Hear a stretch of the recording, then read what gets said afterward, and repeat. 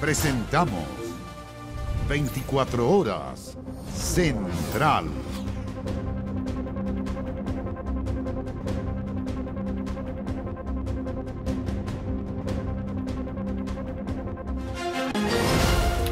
Esta tarde la PDI detuvo en Quillota al séptimo involucrado en el crimen de la carabinera Rita Olivares en Quilpué.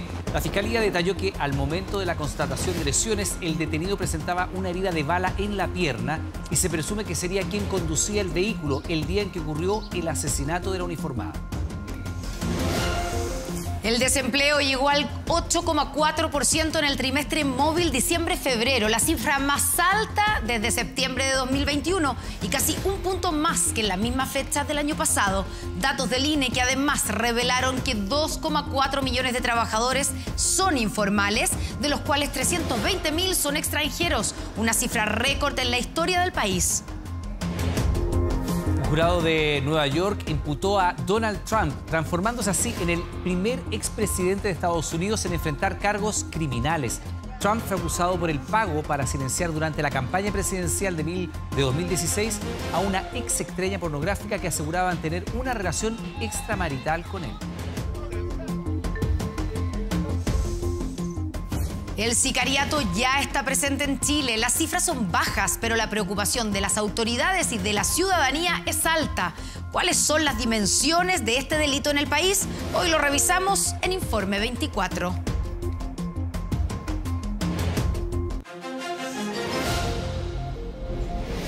¿Qué tal? ¿Cómo están? Buenas noches, bienvenidas, bienvenidos a las noticias. Alto poder de fuego y lanzamiento de fuegos artificiales a carabineros marcaron la jornada conmemorativa del Día del Joven Combatiente. Un carabinero baleado en una emboscada se mantiene fuera de riesgo vital y esta vez hubo más eventos y más detenidos que el año pasado, según el balance policial.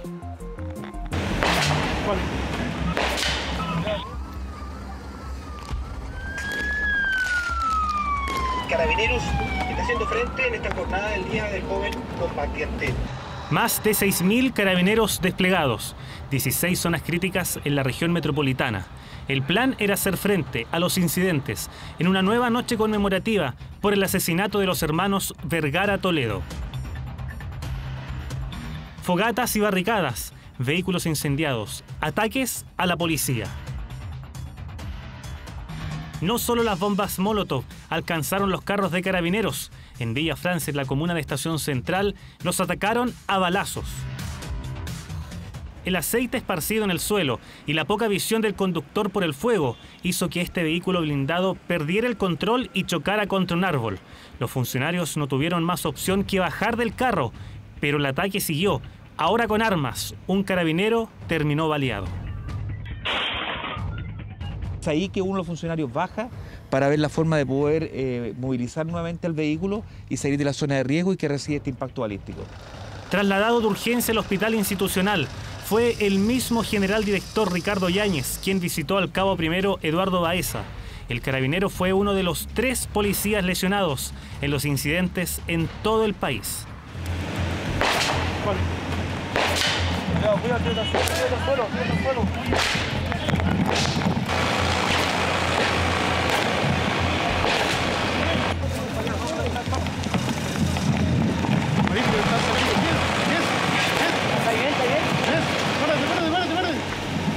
Así, en un minuto así era una cosa, una ráfaga, se escuchaba para la Villa Francia, acá a la esquina. Mi pieza para el lado de la ventana y tuvimos que irnos a la pieza al fondo porque ya era como nunca en la vida.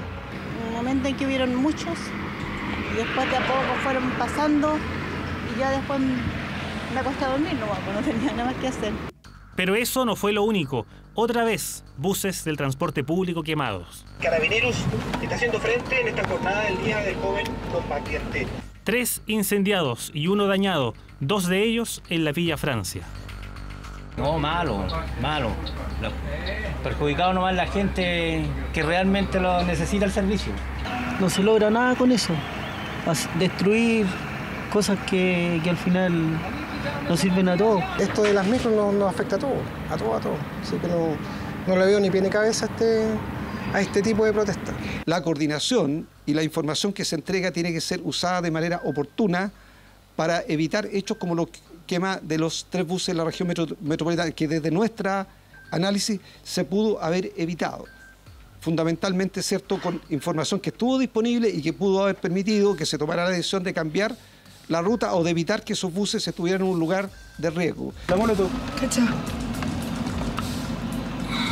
La población La Pincoya en Huechuraba fue otra zona crítica, no solo barricadas y bombas Molotov, múltiples disparos y de alto calibre. Con bombas lacrimógenas y carros lanzaaguas, Carabineros repelió los ataques.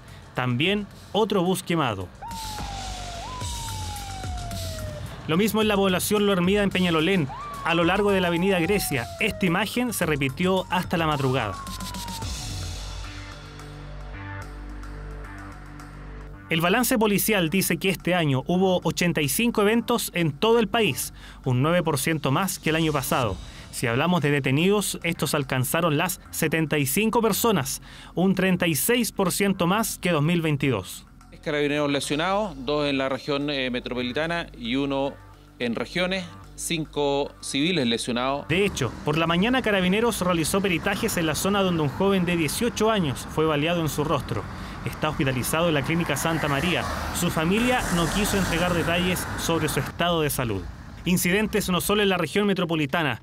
Así fue la noche en Antofagasta.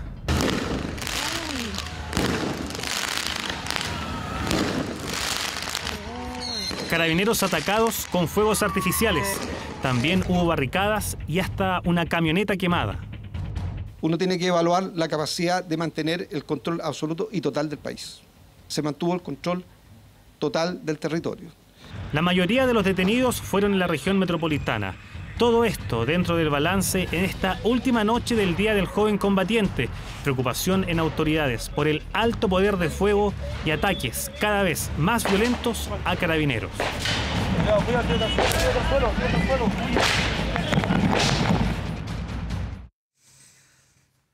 Y hoy fue detenido el 7º y último implicado en el asesinato de la suboficial mayor Rita Olivares. Su rol para la Fiscalía es relevante en la organización criminal. Sí, claro, hay interesantes antecedentes. Por ejemplo, esa noche iba conduciendo el auto en el que se movilizaban los acusados y durante todo este tiempo se escondió pese a que tenía una herida de bala. De hecho, para evitar que fuera capturado, se estaba curando él mismo las heridas. ¡Asesino!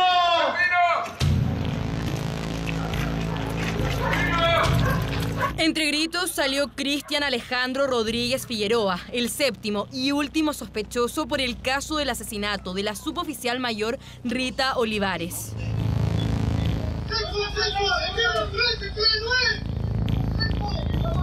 Así, Carabineros pedía refuerzos la madrugada del 26 de marzo. Uno de los disparos había impactado a la carabinera. Mientras eso ocurría, Rodríguez cumplía un rol clave para la banda criminal. Esta persona, como ya ustedes escucharon ayer por el apodo, sería quien iría manejando el vehículo el día de los hechos, sin perjuicio de estar involucrado con esta organización de acuerdo a la investigación en otros ilícitos. Fue su rol de conductor el que habría permitido el rápido escape. Quedó el auto ahí, atravesado, y el de los delincuentes ahí quedó como volteado. Luego se escuchó la ráfaga de disparo. Los malandros huyeron hacia allá. Apodado El Mono, este hombre de 25 años era intensamente buscado hace 4 días. Fueron los videos de esa fatídica noche que hoy se conocen los que lograron posicionarlo en la escena del crimen junto a los otros 6 detenidos. Hay diferentes tipos de evidencias, hay videos, hay armas involucradas, munición, aparatos electrónicos y diferentes evidencias que han sido llevadas al laboratorio de criminalística, donde de toda la evidencia se pudo posicionar a estos sujetos. Fue en la población Antumapu, en Quillota, que El Mono fue capturado. Estaba con sus familiares en el 3er piso de un bloque de departamentos. No puso resistencia en ningún minuto y se encontraba herido en una de sus piernas debido a un disparo recibido el día del asesinato de la sargento Olivares. Es un área de impacto balístico, ¿cierto? No tenemos el proyectil en este caso, pero sí es una herida de proyectil balístico. Y efectivamente, debido a la herida del mismo, él se estaba curando la pierna, ya, porque obviamente no iba a ir a un centro asistencial porque sabía que lo andaban buscando. Si bien su participación se resumiría solo en conducir, será formalizado por asociación ilícita y homicidio. En definitiva, acá hay un dolo común al concurrir todos armados y concurren armados y con armas cargadas justamente porque están en disposición de usar esas armas. No tienen ningún temor en usarla contra civiles o contra funcionarios de Carabineros, como fue este caso. Delitos que se suman a los ya cometidos en años anteriores, como daños a la propiedad, hurto, robo frustrado y otros. Ahora será en su control de detención este viernes que se definirá si, al igual que otros 4 detenidos, queda en prisión preventiva por el crimen que son acusados. Relacionado con esto, la ley Naín Retamal, ahora atención al Senado, debido al polémico artículo que detalla la legítima defensa privilegiada de las policías. El proyecto fue aprobado en general por la Comisión de Seguridad de la Cámara Alta y el próximo martes vivirá su jornada clave cuando sea el momento de la votación en sala. ¿Van a decidir el orden de los proyectos? ¿Cómo viene de la Cámara? ¿Cuál proyecto? Hay como 6 proyectos. Malito, voy a ver. Bastó un simple concepto y un pequeño gesto para demostrar que el proyecto de ley Naín Retamal no convence para nada a una de las almas del oficialismo. Si en la Cámara de Diputados Apruebo Dignidad lo manifestó con abstenciones y votos en contra, las declaraciones de esta jornada confirmaron que la incomodidad se mantiene en algunos miembros de la Cámara Alta. Las víctimas, en este caso ciudadanos víctimas de la violencia de agentes del Estado con armas públicas, ¿no? Tendrían que ellos demostrar que no estaban atacando a Carabineros. Con este proyecto yo no hubiese tenido justicia. Chile es parte de un ordenamiento internacional en materia de derechos humanos. Y perfectamente por una ley mal hecha nos pueden llevar a la Comisión Interamericana de Derechos Humanos. La legítima defensa privilegiada, o como se llame, la forma que se ha llamado, es un tema que efectivamente yo creo que es mejorable. Lo mismo piensa el Ejecutivo, que la Comisión de Seguridad ingresó indicaciones al proyecto. La principal y la más controvertida, la que apunta a la llamada legítima defensa privilegiada, es decir, la presunción del uso justificada del arma de servicio cuando un funcionario policial actúa en defensa propia de terceros o cuando busca impedir un delito, como lo aprobó la Cámara de Diputados. Somos partidarios de establecer un tipo de presunción, pero un tipo de presunción en el código específico que regula estas materias y además concentrado en estos casos en que hay una amenaza a la integridad o a la vida del funcionario o la funcionaria. Por eso La Moneda quiere eliminar el artículo y establecer que el uso de las armas se justificará cuando surjan delitos que atenten contra la vida de un uniformado o se atente gravemente contra su integridad. Creemos que es vital entender que la legítima defensa privilegiada y el uso racional de su armamento, en las hipótesis que estaba contemplada en el proyecto aprobado por la Cámara, era la dirección correcta. Esa va a ser una discusión importante. Yo creo que el gobierno no puede eliminar de esa manera un artículo que es el corazón de la propuesta, digamos. Hemos tenido tiempo de poder analizarla, pero el día sábado las votaremos en su debido mérito. La Comisión de Seguridad ya aprobó el proyecto en general y continuará el debate en particular incluso el día sábado. La idea es despachar el proyecto para su votación en la sala el próximo martes. Uno de los temas que será debatido es si las reglas del uso de la fuerza y de armas de fuego estarán regulados en el Código de Justicia Militar como pretende La Moneda y no en el Código Penal como establece el proyecto. Lo que sí se fija es que un funcionario que utilice su armamento no quedará automáticamente en calidad de imputado. Esencialmente él tendría un tratamiento como víctima o testigo, salvo que se le quiera formular cargo, y en segundo lugar no quedaría suspendido de sus funciones ni de sus remuneraciones hasta que termine su procedimiento disciplinario. El debate fijará si se mantiene o modifica el proyecto aprobado este miércoles por los diputados, uno que al igual que en la Cámara Baja ha generado tensión en el Senado, lo que obliga a diversas negociaciones entre el gobierno y la oposición si lo que se desea es aprobar la ley Naín Retamal la próxima semana. Debate parte del fast track legislativo en seguridad que se suma a los 5 proyectos que el Senado aprobó este jueves: el porte de armas en lugares masivos, la ley antisecuestros, la de control migratorio, la antiextorsión y la que sanciona el sicariato.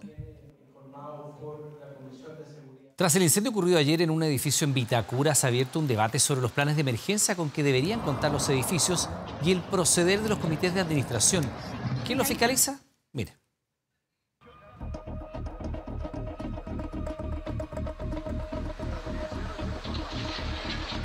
El fuego aparentemente se habría iniciado en el sector de la cocinería. No sonó la alarma de incendio. Nadie de la administración le dijo que bajaran. Habían quejas, pero se investigaron con la Dirección de Obras Municipales.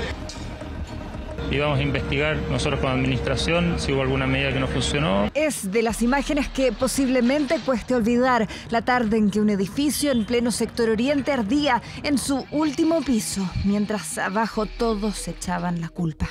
No hubo más que lesionados leves porque, por fortuna, la mayoría salió temprano. Las manifestaciones en la ciudad agilizaron una salida de trabajadores que fue providencial. De lo contrario, quizás, ¿qué podría haber pasado? La situación de ayer, la verdad es que fue bastante buena comparado al peor escenario que podríamos haber tenido en un lugar como ese. Un edificio de lujo en Vitacura hoy lucía así. Tras el incendio en un restaurante en su interior, también había oficinas y comercio porque el uso del suelo así lo permitía.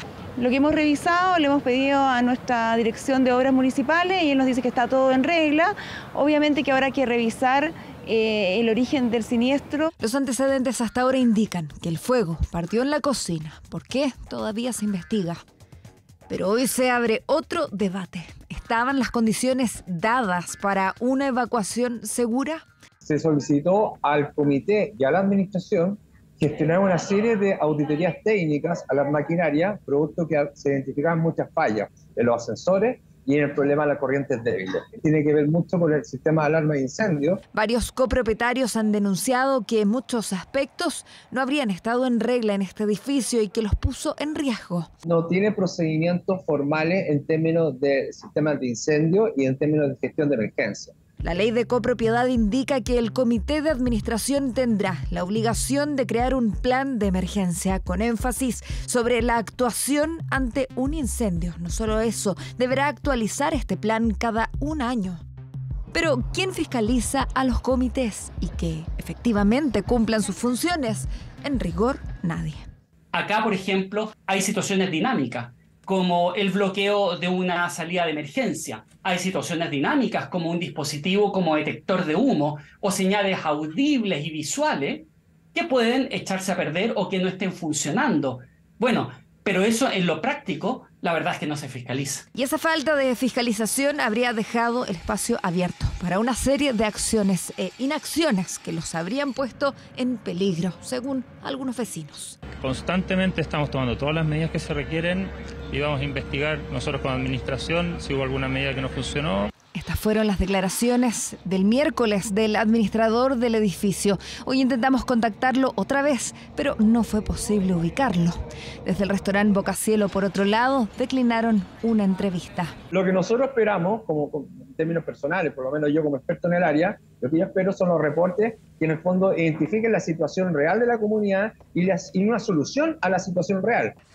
Pero no fue el único problema que se detectó ayer.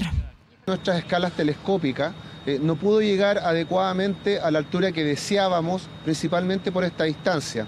Nosotros desplegamos todo nuestro material de altura que teníamos disponible el día de ayer y eso también favoreció poder hacer una contención rápida. Para bomberos no fue fácil proceder por una serie de elementos rodeando el edificio, otro aspecto que también se fiscalizaría muy poco. La normativa operacional, lamentablemente, nosotros como asamblea determinamos colocar bancas de cemento, enmorcear los jardines, y claramente fue una decisión errónea que hoy día se dio evidenciado por el tema del funcionamiento de los bomberos. Por eso hoy hay quienes plantean la vigilancia de comités administrativos y el cumplimiento de sus tareas es algo necesario y más aún urgente y que debería radicar en organismos más pequeños y locales como los municipios. Requerimos un cambio de normativa, requerimos también la instalación de competencias y también, obviamente, la destinación de recursos en el nivel local. Una discusión que posiblemente se dé en las próximas semanas, una vez que se aclare qué originó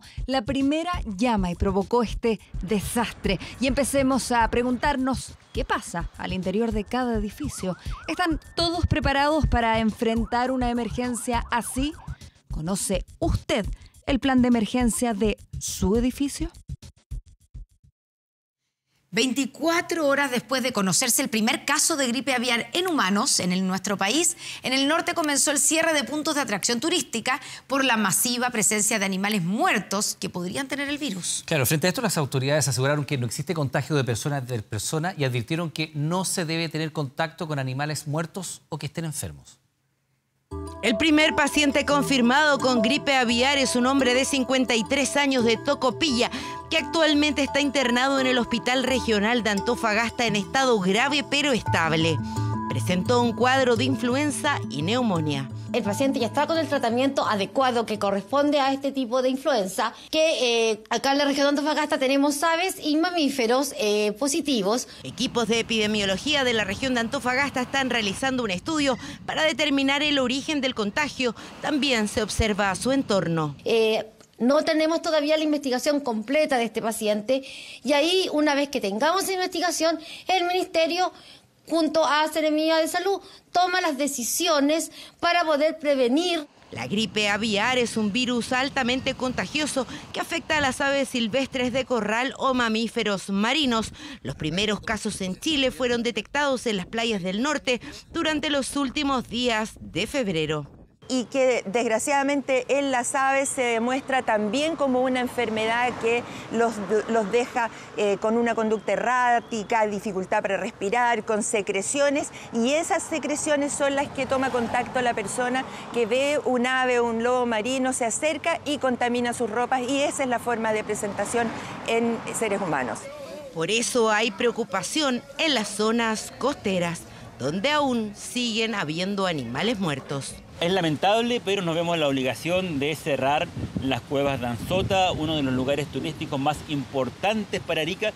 Sabemos que esto va a golpear la economía de un sector importante de nuestra ciudad. Sin embargo, tenemos un alto número de cuerpos de lobos marinos que han muerto producto de la gripe aviar. Ya las autoridades de salud lo dirán por lo que tenemos que hacer. Muy poco sé yo con respecto a este tema.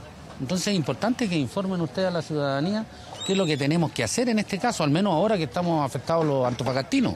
Mucho más cuidado, mucho más precaución, al menos con los niños, porque uno tiene que tener harto cuidado con eso. Que yo no paso para donde están los lobos que tienen ahí a la orilla.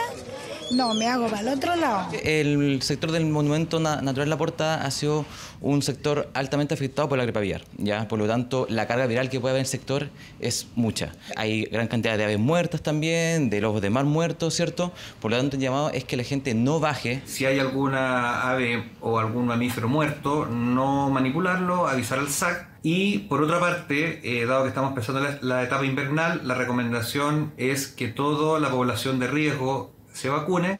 También existe inquietud entre quienes consumen pollos y huevos. Sí, sigo comprando pollo, pero en parte donde yo sé que es buen pollo, seguro. Bueno, me imagino que son los organismos del Estado quienes tienen que estar preocupados. Uno confía en ellos de que todo esto bajo supervisión. Las autoridades llamaron a la calma, ya que este es un virus que no se transmite por consumo de comida. Hemos levantado en todas las regiones donde han habido casos de influenza aviar, hemos hecho seguimiento de las personas. También ha habido circunstancias de contagio en ave de traspatio, que es decir que una persona que tiene un gallinero, y también se ha ido a estudiar a la familia y se ha hecho seguimiento y se ha ido a descartar de que efectivamente exista la presencia del virus aviar. Hasta el momento no había ocurrido ningún caso y te aparecen varias gallinas muertas. Bueno, no hay que acercarse, hay que llamar al Servicio Agrícola Ganadero porque hay que usar equipos de protección personal para manipularla. Ni tampoco se contagia de persona a persona. Desde que se detectó en el año 2000, han habido sucesivos brotes, especialmente en Asia. Siempre han estado circunscritos los casos a las personas expuestas a animales enfermos. Si bien es una enfermedad grave, está circunscrito a las personas que tienen exposición a los animales enfermos y muertos, recientemente muertos. Hay alerta en los sistemas de vigilancia epidemiológica en todos los hospitales en los cuadros de infecciones respiratorias agudas graves, que normalmente son las neumonias. Con exámenes se busca determinar qué tipo de virus es y su genética.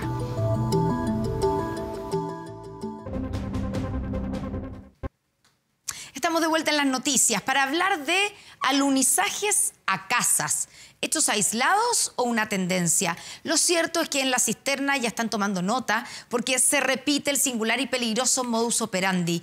La familia afectada esta vez reveló que es la tercera vez que les roban. Han instalado cámaras, rejas, alarmas, pero nada sirvió.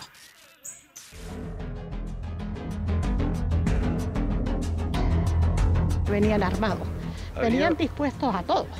Rompieron el portón de esta casa con facilidad, solo bastó poner marcha atrás para derribar la estructura de fierro y así ingresar. En las grabaciones de seguridad se ve que descienden 6 delincuentes. Los sujetos ingresan utilizando la fuerza con otro vehículo de tracción, rompiendo la reja perimetral, ingresando al domicilio inmueble. Posteriormente, al escuchar la alarma, estos huyen del lugar en dirección desconocida. En el patio de esta casa, ubicada en calle 21 de Mayo, en la comuna de La Cisterna, habían 2 Mercedes-Benz y un Jeep Grand Cherokee. Se presume que ese era el objetivo. Toda la casa, revisaron todo, rompieron vidrios, protecciones, todo. Yo creo que buscaban las llaves de los vehículos que teníamos guardados. Incluso en las imágenes se ve cómo intentan abrir uno de los autos. No encontraron lo que al parecer buscaban, pero destruyeron la reja de protección y ventanales, dejando además la casa sin portón. Me avisaron los vecinos que se había sentido un estruendo muy grande y que había empezado como a los minutos a sonar la alarma. Los vecinos dieron aviso a la hija de los propietarios y ella a carabineros, quienes aseguran tardaron 13 minutos en llegar desde que recibieron el llamado, pero los delincuentes ya habían escapado. El vehículo no ha sido identificado, ¿cierto? Pero lo más probable es que mantenga algún indicio por otro delito que haya afectado a otra persona. Estas imágenes corresponden a julio del año pasado. Es la segunda vez en menos de un año que delincuentes realizan un elaborado alunizaje para robar autos en la comuna de La Cisterna, un modus operandi violento. La municipalidad impuso la creación de comités de seguridad ciudadana para mejorar la sensación de confianza en los vecinos y contribuir a la reducción de los delitos. Trabajamos en conjunto con ella acompañando sus procesos y hemos aumentado la cobertura de alarmas comunitarias. También hemos desarrollado planes de trabajo con ellos que involucran la creación de simulacros para saber cómo actuar frente a la situación de delito o de emergencia. Los dueños de esta casa son una pareja de adultos mayores que se encuentran de vacaciones. Una suerte que mi papá no estuviera acá, porque la verdad es que mi papá, si hubiese topado con ellos, no lo hubiese dejado que se los llevara. Según la hija, en el último tiempo han sufrido 3 robos. Si bien esta vez los ladrones se retiraron sin éxito, en el pasado han desvalijado la casa completa. Estamos mal, porque no tenemos seguridad, no tenemos tranquilidad, ya no sabemos qué más resguardo poner. Los propietarios instalaron alarmas y cámaras de seguridad, pero aún así, una vez más fueron víctimas de la delincuencia y nada les asegura que los ladrones lleguen por 4ª vez a su casa. Frontera Global. Vamos con la noticia internacional del momento. Donald Trump se convirtió en el primer exmandatario de Estados Unidos en ser acusado y enfrentar cargos criminales por supuesto pagos ilegales. Para explicar el impacto de esta noticia estamos con nuestra editora internacional, Andrea Aguilar. Andrea, muy buenas noches. ¿Cómo estás, Connie? Muy buenas noches. Realmente es una noticia que ha sorprendido al mundo, que el expresidente Donald Trump ya lo había anticipado desde la semana pasada. Incluso, ¿se acuerdan ustedes de estas imágenes que recreó la inteligencia artificial, en donde justamente se veía, donde él estaba al interior de la cárcel? Al interior de la cárcel, cuando estaba siendo detenido, justamente algunas imágenes en donde se le veía. Nada de esto ha pasado, hay que ser bien claros, Connie, pero puede que suceda algunas escenas parecidas, tal vez no tan dramáticas como esta, a partir del próximo martes, que es cuando sus abogados aseguran que podría entregarse. ¿Qué sucedió durante esta jornada? Él, uno de los grandes jurados de Nueva York, dijo que finalmente él va a ser acusado por este caso de pagos ilegales que tiene que ver con la campaña de 2016. Recordemos que en esa campaña el expresidente Donald Trump, a través de su abogado, le habría pagado a una actriz porno por su silencio, por un escándalo que se había desatado cuando era él un presentador de un reality, ella era una actriz porno en el año 2006, habría una aventura extramatrimonial seguramente, y él habría pagado por ese silencio. El expresidente Donald Trump ha hablado a través de sus redes sociales, de la red social Truth, ha hecho un extenso comunicado, y finalmente a esta hora, Connie, vamos a tomar contacto en vivo y en directo con la periodista Nieves Zuber-Buehler, porque ella está en Nueva York, nos va a contar justamente cuál es el impacto. Saludamos justamente a Nieves, que en estos momentos nos saluda desde la Gran Manzana. Nieves, ¿cómo estás? Buenas noches. Buenas noches, Nieves. Muy buenas noches. Buenas noches, Andrea y Connie. Es una ciudad que se está preparando, se venía preparando hace semanas ya para esta noticia, pero la Torre Trump se llenó de turistas en el día de hoy. También se incrementó la seguridad, colocaron vallas, había mucha seguridad frente a la Torre Trump. Es una ciudad en su mayoría demócrata, así que más que nada era gente celebrando esta noticia. Eso fue aquí local en Nueva York. A nivel país, ¿qué respuestas vimos? Fueron a lo largo de las líneas partidarias. Los demócratas celebrando esta noticia, diciendo que no hay nadie por encima de la ley y pidiendo que ahora la justicia pueda seguir su curso y el procedimiento, mientras que por otro lado los republicanos, como por ejemplo Kevin McCarthy, que es el presidente de la Cámara de Representantes, acusando que es una manipulación de la justicia en un año que es ya de campaña, ya que el año que viene es la elección presidencial en Estados Unidos, acusando que se está manipulando y corrompiendo la ley como herramienta de persecución política. Estas también fueron las palabras del mismo Donald Trump. Esta fue la publicación que él realizó en el día de hoy, diciendo que había sido una persecución política como los indictments anteriores. Y también envió un mail a sus donantes diciendo que era el momento para donar, para proteger al país de los demócratas que a cualquier preso querían destruirlo a él y destruir a la justicia del país. También hablaron sus hijos, Eric y Donald Trump, ambos también diciendo que estaban transformando a los Estados Unidos en una república bananera, ya que estaban arruinando el sistema judicial, fiscal de Nueva York más precisamente, pero también los demócratas. Así que es un día que el país está atento a todo lo que sigue sucediendo con este caso. Nieves, una de las preguntas que surge a raíz de lo que tú mismo estás contando, ¿cierto?, de las reacciones de los partidos es si Donald Trump, en caso de ser, va a ser acusado, ¿cierto?, va a ser formalizado, como decimos aquí en nuestro país, si fuera condenado, por ejemplo, o si fuera simplemente formalizado, imputado, podría ser igual candidato presidencial, ¿o no? No hay impedimento legal. Exactamente, no hay ningún impedimento legal según la Constitución. Las 3 condiciones para poder ser presidente son haber nacido en Estados Unidos, residir en este país hace 14 años y contar con tener más de 35 años de edad. Esos son los únicos requerimientos. Entonces, Donald Trump podría efectivamente ser presidente aunque sea condenado. Estas son todas cuestiones que ahora los canales de cable de Estados Unidos no se habla de otra cosa. En Fox, en CNN, por un lado, ¿qué sucedería después de esta acusación?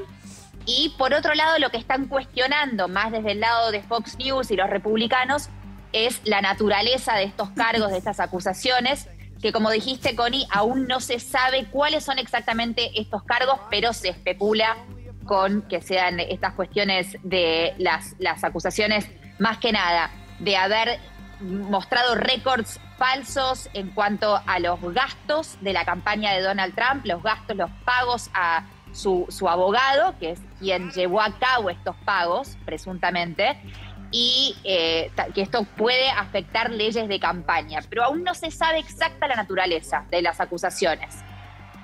Perfecto, Nieves, vamos a estar contigo obviamente durante estas jornadas, viendo qué va a suceder finalmente, Connie, cuál va a ser el proceso de ahora en adelante para el expresidente Donald Trump y si finalmente se entrega y cómo va a ser también ese proceso. Te agradecemos mucho este contacto desde Nueva York, Nieves. Buenas noches. Gracias a ustedes.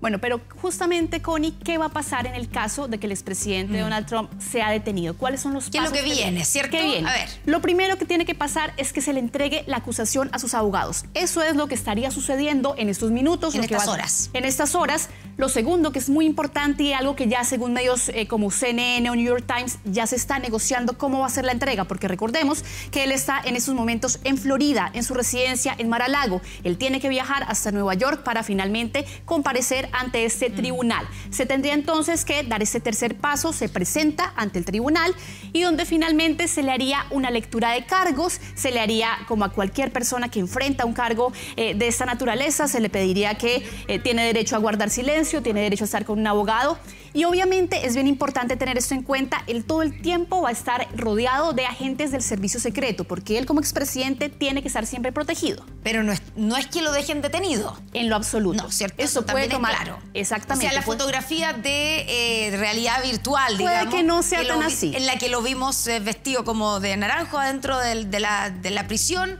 eso al menos ahora no debiera ocurrir. No debiera ocurrir. Ahí está la imagen. Esa es justamente la imagen que estábamos viendo, tal vez no sea esa imagen tan dramática, sobre todo porque él tiene una calidad de expresidente. Lo que sí va a pasar, Connie, es que le van a tomar fotos, le van a tomar sus huellas dactilares y seguramente va a haber mucho secretismo en torno a los cargos que él va a enfrentar. Va a ser un proceso bien importante y sobre todo bien mediático, porque vamos a ver seguramente el avión del expresidente Donald Trump partiendo en los próximos días desde Florida hacia Nueva York para poder hacer frente a este caso que se le da por estos pagos supuestamente ilegales a una actriz porno en época de campaña. Claro, se convierte en el primer exmandatario que digamos, enfrenta cargos por algo así. Muchas gracias, Andrea Aguilar. Vamos a seguir, por supuesto, la noticia internacional del momento. Seguimos contigo, Iván.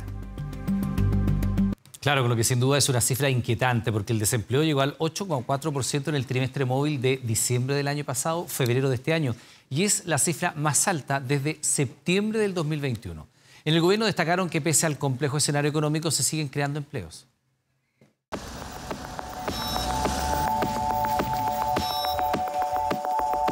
El mercado laboral ya siente el impacto del frenazo económico, porque finalmente, tras largos meses congelado, en torno al 8% subió el desempleo en el país. Entre diciembre y febrero, la desocupación saltó al 8,4%, casi un punto más que lo que teníamos en la misma fecha del año pasado.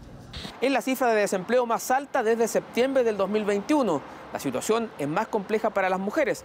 En ellas el desempleo alcanza el 9%, mientras que en los hombres llega al 7,9%. Por primera vez desde junio del 2021 el desempleo femenino llegó al 9%, registrando un incremento importante respecto a la misma fecha del año pasado. Ivonne es una de las mujeres que se encuentra sin empleo tras ser desvinculada del supermercado donde trabajaba. Desde el 30 de noviembre estoy sin empleo y estoy buscando en hipermercados que me salga o en algún edificio de conserje. Está bastante pesado, pero hay que tener fe.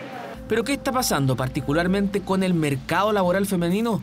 Con el debilitamiento de la creación de empleo, muchas mujeres que se están tratando de incorporar al mercado laboral no logran conseguir un empleo y por lo tanto están pasando al desempleo. La economía está generando empleo, está generando ocupación, pero no está generando lo suficiente para la cantidad de gente que se está incorporando al mercado del trabajo, pues ha subido la tasa de participación. Más allá de la cifra, el ministro Marcel valoró la creación de nuevos puestos laborales, más de 280.000 en el último año, que se dan incluso en un escenario de lento crecimiento. Que no hay un deterioro significativo en el mercado del trabajo y como decía que por otro lado cuando vemos las cifras de empleo en términos absolutos, la economía ha seguido creando empleos no solamente en la comparación en 12 meses, sino que también comparado con el trimestre móvil anterior. Pese al alza del desempleo, hay cupos disponibles en diversos portales de empleo. ¿Pero en qué sectores? Estos están principalmente en el área del comercio, en servicios profesionales, científicos y técnicos, en el área de las comunicaciones. Hemos comenzado también con el reclutamiento de personas para trabajar en sectores que se preparan para el Día de la Madre, tales como el área de producción, principalmente de pastelería, repostería, y también en el comercio retail, con cargos como vendedores y cajeros. Oportunidades que puede tomar Domingo, quien quedó desempleado hace solo unos días y se prepara para volver al mercado laboral. Vamos allá adelante, si esta cosa no hay más que por bien no venga, así que yo creo que es positivo, uno tiene que estar positivo en la vida, si no te achacáis, ¿qué sacáis? ¿Qué saca uno con amargarse? No, que estar optimista. Optimista, hermano. Datos del INE, que además revelaron que 2,4 millones de trabajadores son informales en Chile, de los cuales 320.000 son extranjeros, una cifra récord en la historia del país. A ver, ¿cómo se establecerá la libertad de elegir? ¿Cuánto durará, por ejemplo, el periodo presidencial? ¿Cuántas veces podría reelegirse un mandatario? Bueno, la comisión experta que prepara el anteproyecto constitucional está trabajando en esto a toda máquina. Bueno, claro, porque hoy día de hecho vence el plazo para entregar las primeras propuestas. Existe consenso en algunas, pero en otras aún hay nudos que deben desatarse y eso debe ocurrir antes de la medianoche. Hermetismo total mientras se discuten y negocian las diferentes iniciativas que serán parte del anteproyecto constitucional. Trabajo a contrarreloj porque este jueves a la medianoche se cumple el primer gran plazo de la instancia para entregar las diversas propuestas. Libertad de elegir es uno de los conceptos que ha marcado el debate de una de las subcomisiones. Más cuando la discusión apunta a la educación, la previsión social y especialmente al destino de las cotizaciones de salud. Hay quienes creemos que ese debate legítimo, absolutamente legítimo, debe darse en el marco de la democracia, en el Congreso. Chile no quiere un Estado que se preocupe únicamente de las prestaciones sociales, dejando de lado el aporte que puedan hacer los particulares en materia de derechos sociales, pero tampoco se quiere dejar atrás un sistema estatal que también es necesario fortalecer. La Subcomisión de Derechos es la encargada de delinear el Estado social y democrático de derecho, concepto con el que el oficialismo busca terminar con el Estado subsidiario. Y si bien han existido algunas controversias, ya hay acuerdo, por ejemplo, para garantizar el derecho a la vivienda, al agua, al trabajo y a la libertad sindical. El sistema político es otra de las subcomisiones y si de consenso se trata, esta instancia ya acordó un periodo presidencial de 4 años, sin reelección inmediata. Si un expresidente quiere llegar nuevamente a la moneda, lo podría hacer, pero solo por una vez. Las reflexiones que hemos tenido en torno a este tema tienen que ver con refrescar la política, tienen que ver con darle espacio a liderazgos nuevos, a liderazgos no necesariamente jóvenes, pueden serlo por supuesto también. También habría consensos para consagrar una suerte de barrera electoral para que los partidos políticos puedan ingresar al Congreso, es decir, establecer un piso mínimo de votos para que una tienda asegure su presencia en ambas corporaciones. La cifra aún no está zanjada, pero la apuesta mayoritaria es que sea del orden del 4 o 5% de los sufragios. Lo que vamos a entregar hoy día hasta las 23:59 son las cosas sobre las que estamos de acuerdo. Esto es lo que hemos logrado acordar al interior de las comisiones. La subcomisión de principios es quizás la que mayores diferencias ha presentado. Esto porque los encargados de consagrar el Estado social y democrático de derecho han debatido intensamente para definir principios como democracia paritaria o el reconocimiento de los pueblos indígenas. El panorama es distinto en la subcomisión de función jurisdiccional, que se ha caracterizado por lograr amplios consensos vinculados al Poder Judicial y a los órganos autónomos del Estado. Todos interpretamos, creo yo, que es una etapa muy preliminar. Basta con llegar a mínimos comunes que generen los máximos consensos que también nos permiten dar señales claras. Y esas señales están relacionadas con los anhelos de las personas y queremos construir un proceso que finalmente los represente a ellos. Los 24 comisionados buscan el mayor consenso entre oposición y oficialismo. Si se mantienen algunos nudos antes del plazo fatal, la alternativa para continuar el debate será a través de las llamadas enmiendas, las que serán debatidas en las próximas semanas. El expresidente de Brasil, Jair Bolsonaro, volvió a su país luego de 3 meses en Estados Unidos tras su derrota electoral frente a Lula da Silva. ¿Qué impacto tuvo su retorno y qué panorama judicial lo espera? Mire.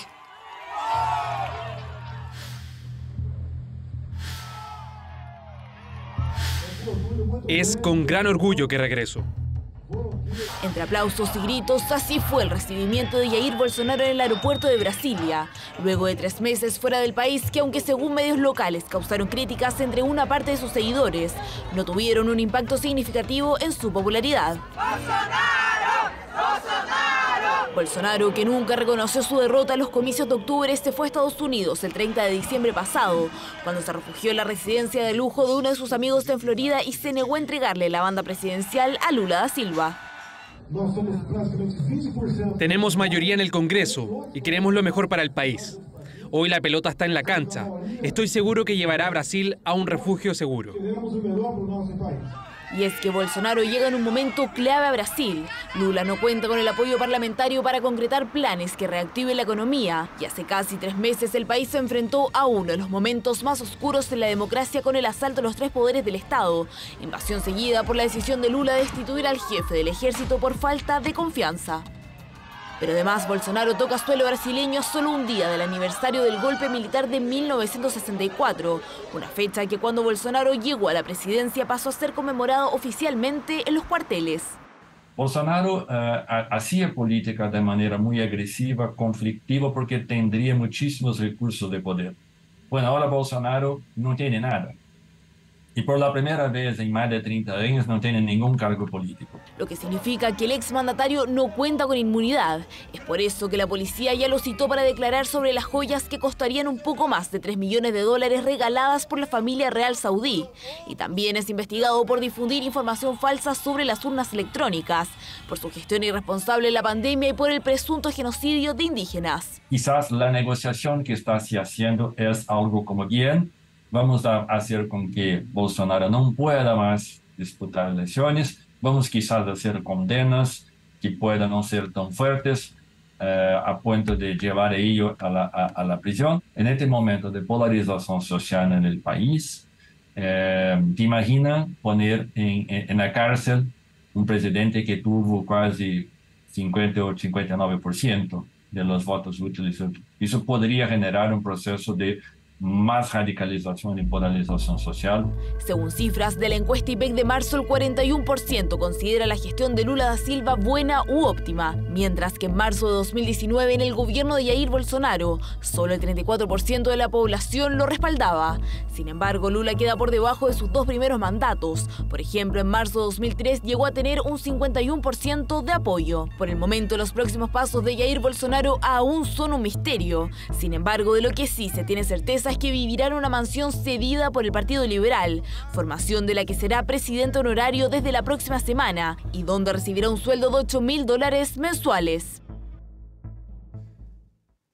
Y de regreso a nuestro país, una pareja de novios frecuentaba centros deportivos, pero no para hacer deporte, sino que para robar al interior de los automóviles. Utilizaban un inhibidor de señales, un aparato que se vende sin ninguna restricción por internet y que puede ser utilizado para delinquir. Mire.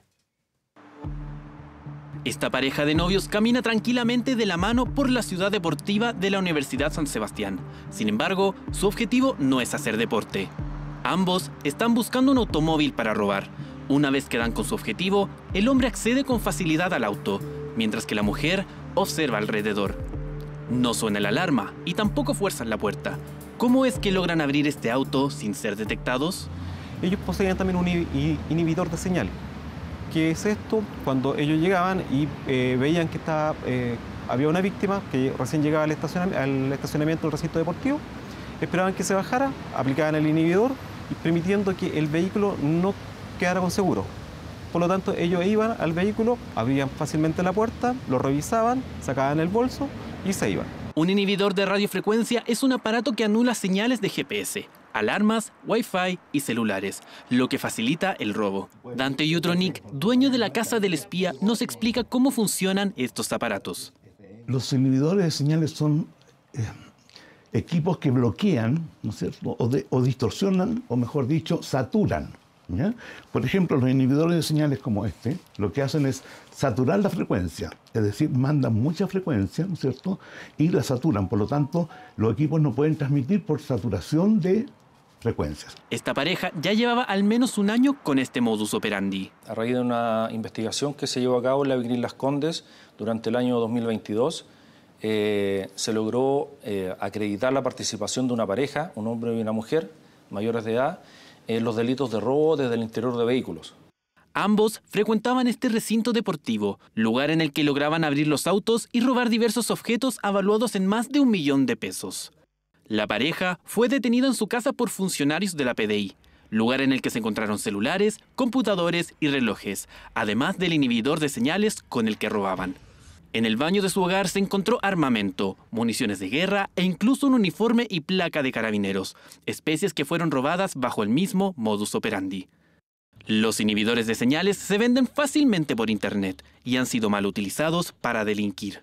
Todos los equipos, digamos, o cualquier cosa que tú compres puede tener un mal uso. Generalmente los que compran los inhibidores de frecuencia, de señal, que son las frecuencias celular, GPS, ese tipo de cosas, estamos hablando de iglesias, no pueden estar pendientes de un WhatsApp o una llamada. Estamos hablando de aserraderos, estamos hablando de pescadores, por el riesgo que tiene, digamos, su trabajo, porque se puede cortar un brazo, una mano, un dedo, etc. Francisco fue una víctima de este tipo de delito y desde entonces siente inseguridad al momento de dejar su auto.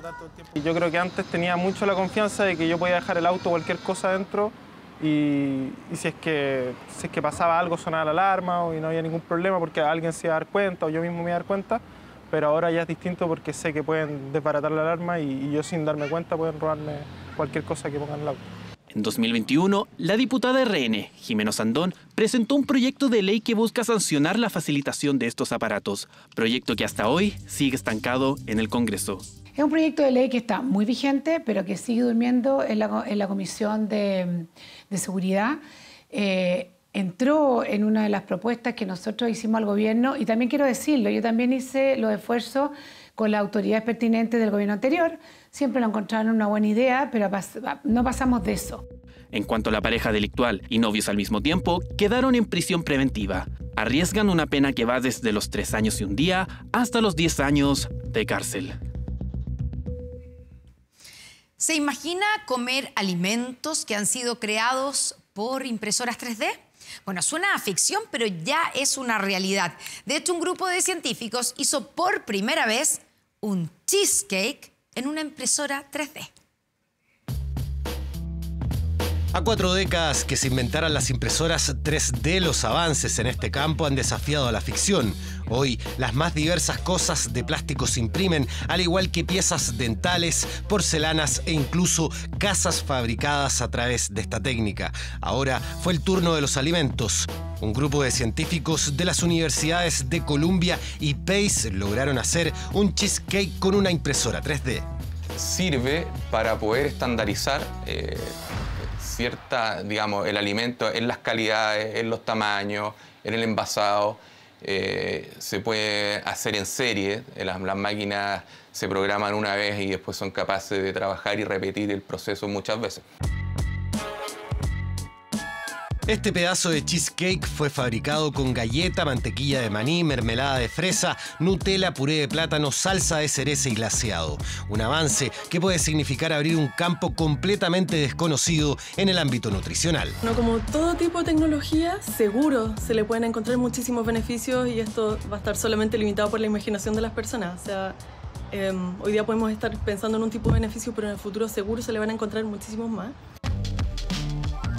En 2006 se construyó la primera impresora 3D multimaterial que permite, entre otras cosas, fabricar alimentos como un cheesecake. En 2013 la NASA utilizó esta tecnología para alimentar a astronautas y también ya existen registros de carne impresa en 3D a base de sustancias de células animales y productos vegetales. Sin embargo, aún falta que crezca la industria 3D para generar alimentos en masa. Yo creo que tiene que ir creciendo en forma paralela. Proveedores de máquinas, que pueden ser estas mismas máquinas con ciertas modificaciones que permitan la manipulación de alimentos. Y, por otro lado, que se creen los materiales o los alimentos que sean compatibles con la máquina. Nuevos avances por parte de las impresoras 3D que se condicen con un mayor acceso a estas máquinas, que hoy pueden ser encontradas en el mercado por poco más de 100.000 pesos. Como 10 años estuve en una tienda de electrónica en Nueva York y había una impresora 3D funcionando y para mí fue así, oye, increíble. Y esa impresora costaba cerca de $4.000 o $5.000. Y hoy día, en el 2023, pueden encontrar una impresora muy superior a aquella por $200 o 200.000 pesos chilenos. La creación de alimentos a través de impresoras 3D puede significar también un camino para la seguridad alimentaria más sostenible. En ese sentido, la ciencia sigue avanzando. Muestra de esto es una albóndiga de mamut presentada en el Museo de Ciencias de Países Bajos. Un pedazo de carne creado en base a ADN de este animal extinto hace 4.000 años y que por ahora no es comestible. Insertamos el gen de mamut en estas células de oveja y sobreexpresamos ese gen. Una parte significativa de lo que pueden ver hoy frente a ustedes proviene del mamut. Ya sea a través de una impresora 3D o de genes de animales extintos, todo indica que a futuro la comida tendrá un tratamiento diferente a como la conocemos y con métodos que van más allá de nuestra imaginación.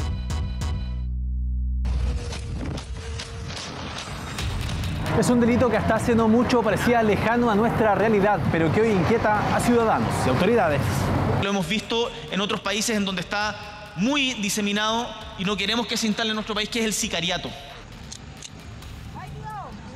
Va en aumento, lamentablemente. Antes este era un ¿no es cierto?, entre comillas, servicio que se encargaba a un tercero. Hoy día, lamentablemente, las bandas operan con sicarios dentro de la organización. Actuar criminal que enciende las alertas y cuyas cifras no son fáciles. Dayar. Pero no tenemos un ítem estadístico que defina efectivamente sicariato. Tenemos que ir analizando caso a caso. Todavía se camufla dentro de lo que es el delito de homicidio. Por eso una ley busca endurecer las sanciones y tipificar este delito que hoy atemoriza a la ciudadanía. Informe 24.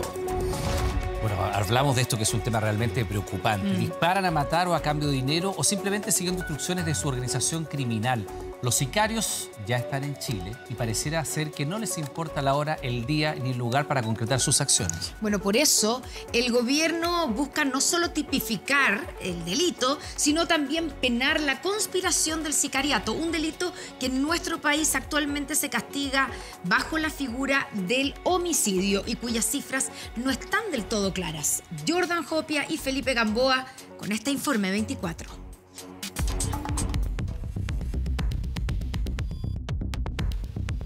Ponga atención al hombre de polera roja en este video, a quien no le importó ni la cantidad de personas presentes, mucho menos las cámaras de seguridad que seguían su andar. Sacó una pistola y simplemente disparó en 5 ocasiones a otro hombre, provocándole la muerte a la salida de un local nocturno en Antofagasta. Ahora esto ya escapó de las manos totalmente. Vivimos todos los chilenos con miedos. Es una inseguridad en todas partes. Usted sale en la mañana, no sabe si vuelve. Estamos tomados por la delincuencia, esa es la palabra correcta. Los sicarios llegaron y lamentablemente llegaron con una cultura que no era la nuestra. Pareciera ser que para los delincuentes ya no importa la hora ni el lugar al momento de disparar. Hay particular inquietud por un actuar que antes parecía lejano a nuestra idiosincrasia y que hoy ya es parte de los titulares locales.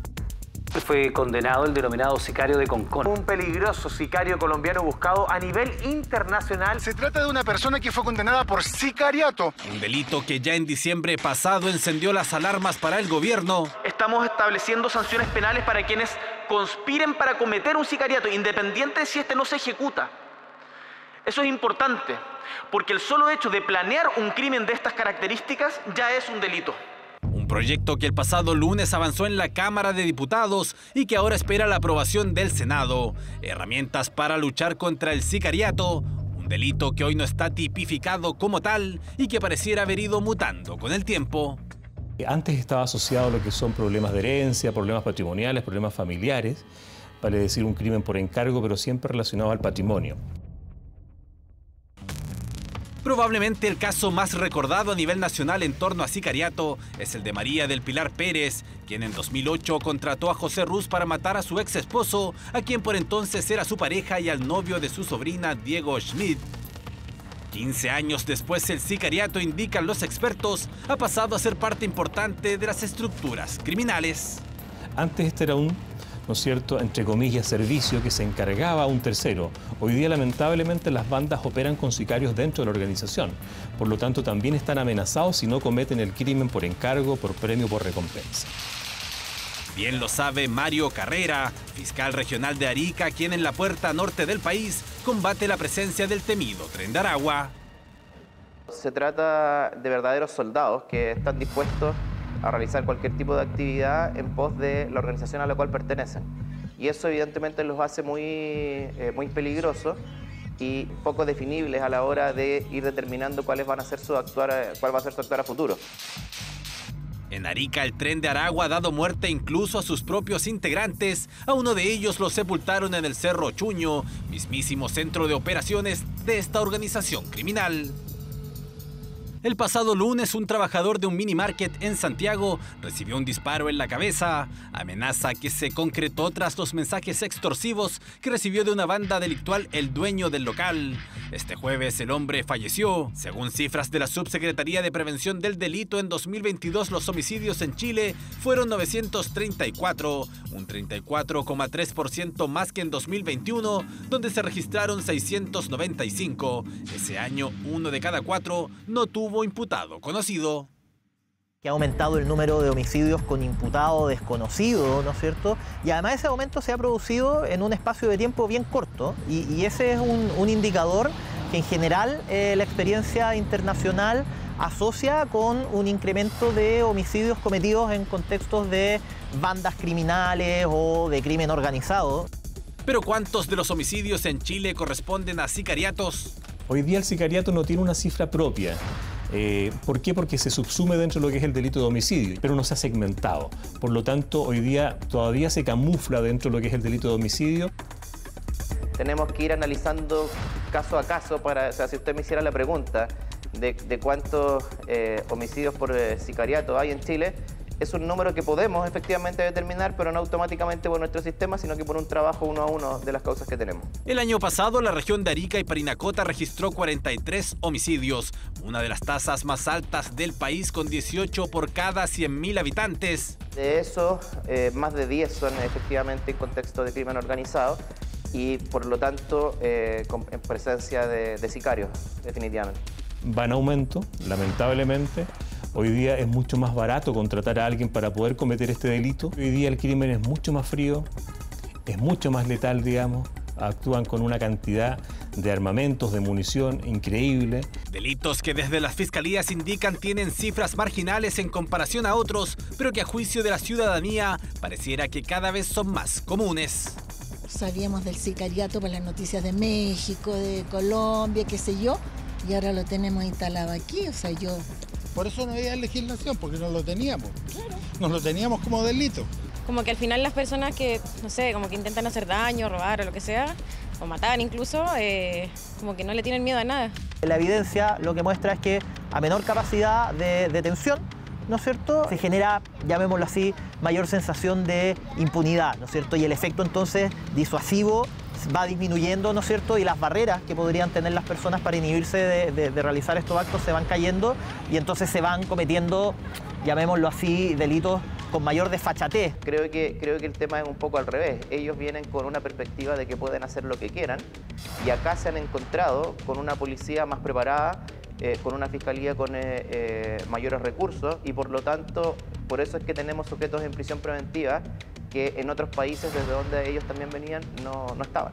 Al menos eso ocurre en Arica, donde hay más de 40 integrantes del Tren de Aragua tras las rejas, entre ellos incluso sicarios. Un delito que hoy se busca tipificar como tal en el Congreso, agenda de seguridad que se ha vuelto prioritaria para el gobierno y los fiscales. Todos los esfuerzos que realiza el Estado para fortalecer los medios con los que dentro del marco del Estado de Derecho, los medios con que cuentan la policía y los fiscales para la persecución del narcotráfico y el crimen organizado son hoy día pertinentes. Hay consideración de que enfrentamos un desafío que no habíamos tenido en la historia republicana. De convertirse en ley, las penas para quienes conspiren o cometan sicariato podrían ser aún más estrictas que las que hoy establece el delito de homicidio, aspecto que para el sociólogo y abogado Hulda Figueroa no debiera ser el único a trabajar. Eso está muy demostrado en la criminología, que lo que evita la comisión de delitos es la capacidad de las policías y de los fiscales para detener a los sospechosos, digamos, a los infractores, más que si la pena que se le impone finalmente es más o menos grave. Falta, yo diría, un trabajo de investigación de las áreas de análisis, tanto de la Fiscalía como de las policías, para poder avanzar en una mayor precisión en la determinación del número de homicidios por sicariato que se están cometiendo en el país. Lo que más ha ingresado últimamente a la Fiscalía precisamente son analistas, porque nos permiten entender mejor cómo funcionan estas organizaciones criminales y además poder penetrarlas con mayor facilidad. Tarea que no ha sido fácil en la lucha contra el crimen organizado, ese que hoy se intenta combatir con un proyecto de ley que busca tipificar este delito como tal y sancionar la conspiración de estas acciones.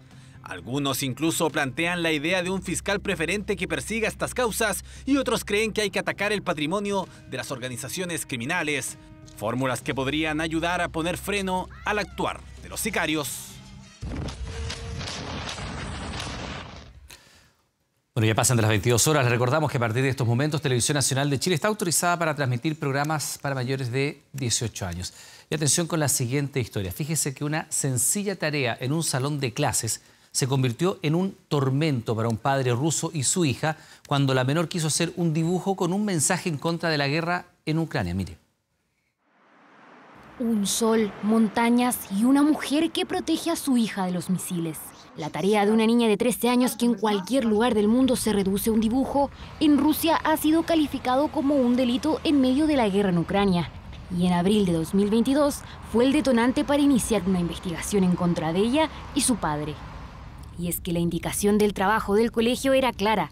Los niños debían hacer un dibujo a favor de las Fuerzas Armadas rusas, pero la pequeña Masha Moskaliova quiso expresar algo distinto. Dibujando las banderas de ambos países en conflicto, escribió un claro mensaje: no a la guerra y gloria a Ucrania. Cuando los profesores vieron su obra, no tardaron en llamar a la policía. ¿A тебе что сказали? Что сейчас опеку вызовут? Понятно. El padre de Masha, Alexei Moskaliova, un hombre soltero de 54 años que está a cargo de la niña, se convirtió en sospechoso por incentivar mensajes antibélicos en su hija. La policía buscó en las redes sociales de Alexei y lo acusaron de difundir mensajes que contradecían la postura oficial del Kremlin sobre la invasión en el país vecino. A pesar de negar la acusación, Alexei quedó bajo arresto domiciliario y Masha fue llevada a un centro de menores a inicios de marzo de este año, imposibilitada a comunicarse con su padre. Conozco a Masha. Es una niña buena, brillante e inteligente. El caso es que desde el 1 de marzo que no la he visto. Fuimos al orfanato a visitarla, pero no la vi. El abogado de Alexei Moskaliova también fue a visitar a la pequeña, pero el director del hogar de menores aseguró que Masha estaba en un festival de cocina infantil y le entregó unos dibujos que la niña había hecho para su padre. «Papá, eres mi héroe», decía uno de ellos. Pero esta semana, Alexei fue sentenciado a 2 años de cárcel.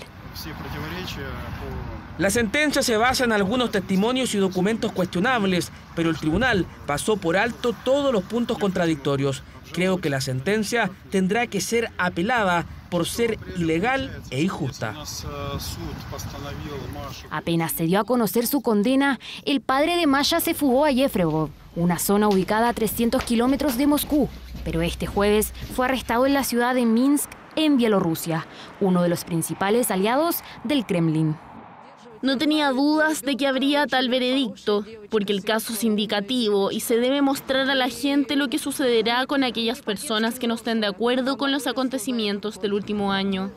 Este controvertido caso se da en la misma jornada en la del arresto de Evan Gershkovich, un periodista estadounidense del periódico Wall Street Journal, quien ha sido acusado por Moscú de espionaje, lo que los ha convertido en símbolos de las restricciones a la libertad de expresión en Rusia.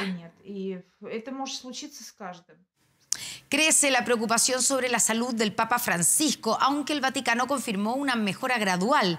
Aún es incierto si podrá participar en las actividades de la Semana Santa.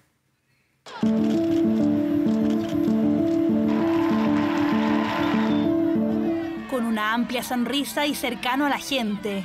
Una imagen característica del Papa Francisco que se repitió durante su audiencia de este último miércoles, aunque su dolencia en la rodilla se hizo notar cuando tuvo que pararse. Uno de los últimos problemas de salud del pontífice de 86 años, la que nuevamente preocupa al mundo. Una nueva hospitalización del Papa Francisco se tomó las portadas de los medios italianos. En un primer comunicado, el Vaticano aseguró que se trataba de una consulta médica previamente acordada, pero después se confirmó que el líder de la Iglesia Católica presentó una bronquitis infecciosa. Espero que se recupere bien y pronto, porque necesitamos un papa como él, que nos siga dando fuerza y esperanza. El Papa ha tenido una evolución positiva tras la primera noche hospitalizado y se descartó una pulmonía o coronavirus. Aún así, el mundo mira con atención a su estado de salud. Una recuperación pronta y que siga con este espíritu que tiene él. Es una pena lo que está pasando. Espero desde el fondo de mi corazón que se recupere. En Argentina, tierra natal de Jorge Mario Bergoglio, la preocupación se ha tomado en las calles del barrio en Buenos Aires donde creció. Si el Papa nos pudiera escuchar, le diría que lo necesitamos porque la reforma que él encaró no está terminada. Desde el barrio donde nació, donde estudió, donde pasó sus primeros años, estamos todos orando por él. Incluso la salud del Papa fue uno de los temas abordados durante la reciente reunión del presidente de Argentina y su homólogo de Estados Unidos, Joe Biden. Cambiamos ideas sobre el presente, sobre las cosas que están pasando. Los dos preocupados por alguien a quien los dos queremos mucho, que es el Papa Francisco, y por su salud. Pero esta no es la primera vez que la salud del Papa inquieta al mundo. En 2021 tuvo que ser operado del colon y permaneció más de 10 días hospitalizado, mientras que su reciente afección en la rodilla lo ha obligado a utilizar silla de ruedas en varias actividades. Si bien el pontífice ha negado los rumores de su renuncia, esta última hospitalización vuelve a poner la posibilidad sobre la mesa. Muchos lo han descartado, de gente que rodea o que cubre en terreno más vaticanistas en Roma, porque está en un periodo en que tiene muchas cosas relevantes dentro de su agenda. Pero evidentemente, si es que la salud no la acompaña y la situación se vuelve más complicada, esa posibilidad siempre está presente y él mismo no la ha descartado. Las oraciones y buenos mensajes llegaron hasta el interior del hospital en la capital italiana, desde donde el pontífice expresó su agradecimiento a los fieles a través de redes sociales. Estoy conmovido por los numerosos mensajes que he recibido en estas horas. Doy gracias a todos por su cercanía y su oración. Desde el hospital ven con buenos ojos la pronta recuperación del Papa, quien está respondiendo al tratamiento con antibióticos. Si bien la agenda de Francisco fue suspendida por 2 días, la gran incógnita es si el pontífice podrá presidir las celebraciones católicas que se vienen con Semana Santa. 2 planetas en formación similares a Saturno. Eso fue lo que descubrió un grupo de astrónomos chilenos. Los expertos analizaron un disco protoplanetario, que es donde se forman los planetas, ubicado a más de 300 años luz de la Tierra, datos que obtuvieron con el radiotelescopio ALMA en la región de Antofagasta. Lo que encontraron los científicos es una media luna de polvo y gas, que estaría esculpida por la gravedad de 2 planetas, los que forman parte de un grupo de 4 planetas que estarían sincronizados, es decir, que tras cierto número de vueltas se encuentran nuevamente en el mismo lugar. Estos planetas tienen masas similares a la de Saturno, pero sus órbitas son 4 veces más grandes. Se encuentran en pleno movimiento acercándose a la estrella y las órbitas se vuelven cada vez más pequeñas, parecidos a cómo es la órbita de nuestro propio Saturno. El equipo que realizó el hallazgo está liderado por el científico Juan Garrido de Utelmoser, junto a los académicos Viviana Guzmán y Cristóbal Petrovich, expertos del Centro de Astrofísica y Tecnologías Afinescata y de la Pontificia Universidad Católica de Chile. La investigación, que fue publicada en la última edición de la revista científica de Astrophysical Journal Letters, además entrega datos nuevos sobre la creación de los sistemas de planetas.